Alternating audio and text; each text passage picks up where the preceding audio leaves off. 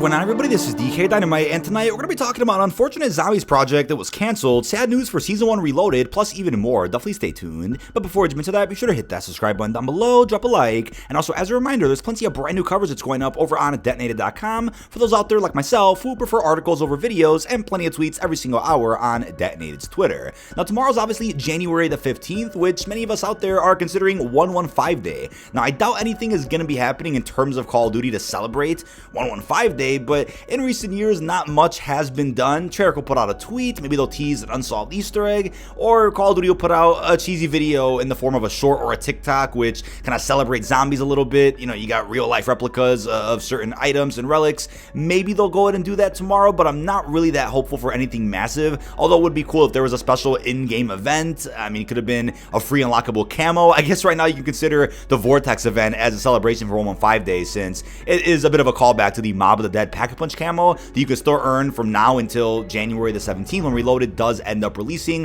which will remove the Vortex event entirely. Now, I do feel like in the last couple of days, Zombies fans took two unfortunate L's, and you'll probably agree with me once you sit through this video, so bear with me. First off, with the official reveal of Season 1 Reloaded, it was confirmed that Zombies is only going to be getting one update, and that is the Dokkaebi Warlord boss, which is going to be added onto Urzikstan, not the Dark Ether, although it is a bit confusing since the initial Season 1 blog post did confirm Dokkaebi, and it gave us a picture of the Dark Ether that made people think that maybe she'd be a boss within the Dark Ether that gets added in, but that wouldn't really make sense narratively, at least I don't think. So we're gonna end up seeing Dokkaebi added somewhere onto Urzikstan, which we'll talk more about in a second, but it doesn't really mention anything else in the blog. And I do want to remind you guys that with the initial Season 1 reveal, they didn't mention anything about having a quest to do to get back into the Dark Ether. They mentioned Act 4 missions, but didn't mention an Elder hardcore Dark Ether. They didn't mention the Red Worm boss, the USB stick Easter egg. They didn't mention any of that. So that was a nice surprise to go ahead and discover for ourselves as a community once the first season did officially release. So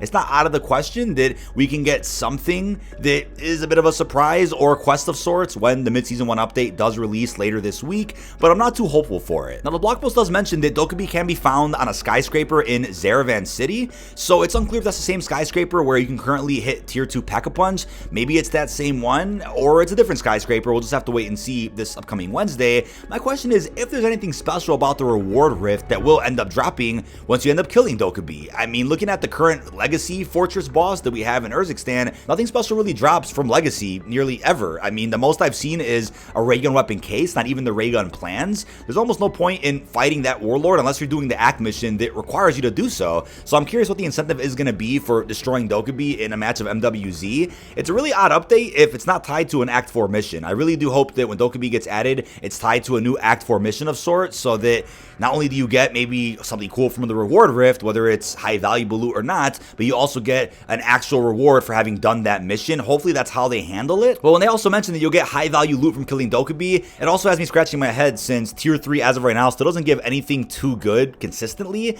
I know they buffed the rewards in Tier 4 and Tier 5 within the Dark Ether, but right now Tier 3 is still a bit odd, so I'm curious what the odds of getting good loot is going to be. And I know it's disappointing for fans out there that were hoping for some awesome new content for MW3 Zombies. Don't forget though, Season 2 is just around the corner, dropping on February 7th unless there are some delays. And like I mentioned on the podcast the other day, I would never want to see Treyarch spread too thin to where they're having to worry too much about MWZ, right, for a game that isn't theirs, while trying to ensure that we get an absolute banger launch and post-launch season for Black Ops 2024. What would you rather have, right? MWZ take a couple of L's throughout 2024 to ensure a better Black Ops game that's actually theirs, or have it to where the content is nearly balanced between the two, but then the content starts becoming a bit mediocre, isn't anything too crazy or expansive.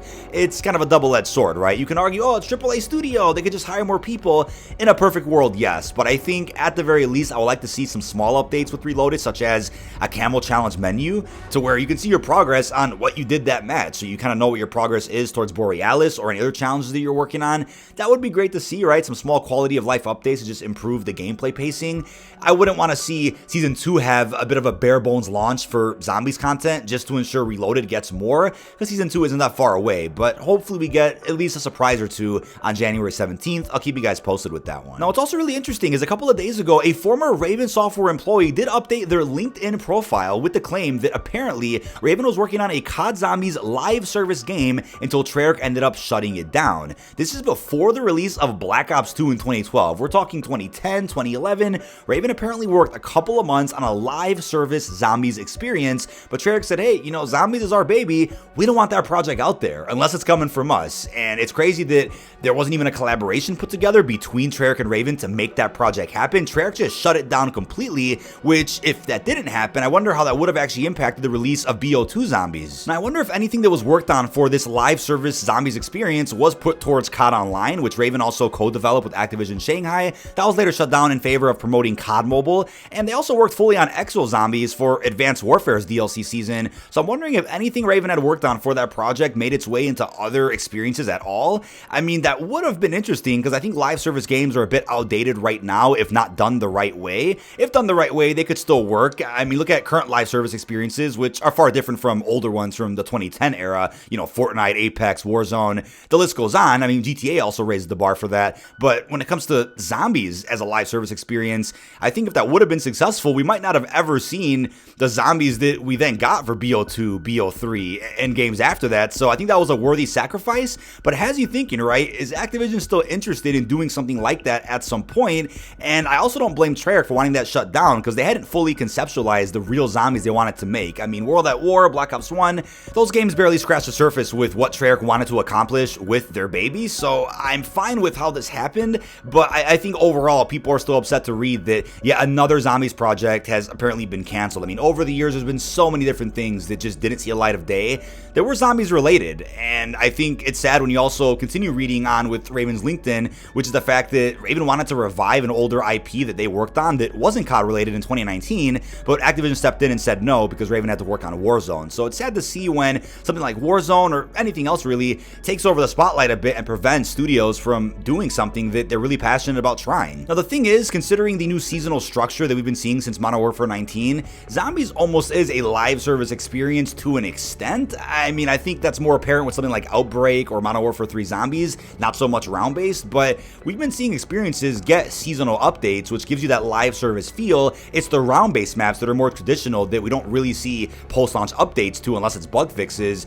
So I still think we're going to end up seeing a balance of both going forward. We're going to still see your classic round-based zombies in its full glory, and then you're also going to see experiences like MWZ or Outbreak, even Onslaught, even something else that gets one big drop, and then you get seasonal updates to that drop throughout the course of an entire year. But in 2024, what does a standalone COD Zombies project look like? I think that's a big question for people out there that really wonder what that could end up becoming if Activision's ever interested in trying that again. I think in all honesty, a standalone COD Zombies game probably isn't what you'd prefer, which is some type of open world experience that maybe is even campaign related like Nightmares was in BO3. I think it's something more along the lines of every maybe popular Zombies map remastered on the current engine, and then you can play it on current gen hardware. That's the most I see out of a standalone zombies game. And then maybe in that experience, you get something like MWZ, which is one big open world type of game or map that gets updates over the course of a few seasons. I don't really see them dropping a COD Zombies game that has a full-on campaign, gets new round-based maps every couple of months. I almost don't see them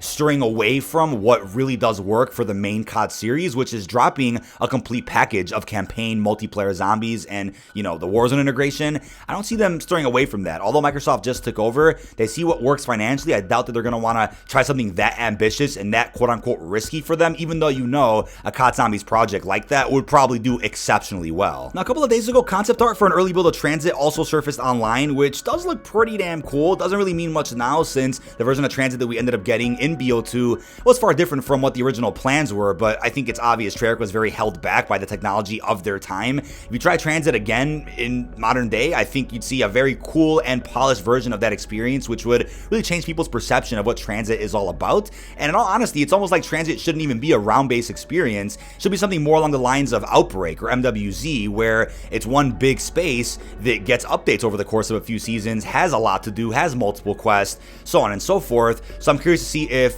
they ever revisit Tranzit again one day. Will it be round-based? Will it be a real version of round-based Tranzit that would blow the BO2 version out the water? Or would they just go full force and make it an open world green run that I think would play very well for current day zombie players? But that is about it. This has been dkdynamite. Leave our thoughts down below in the comment section. What are your thoughts on the unfortunate zombies project that got canceled from Raven? How are you feeling about the sad news for Season 1 Reloaded's updates, plus everything else we discussed? Really hope you've enjoyed, and peace out, everybody.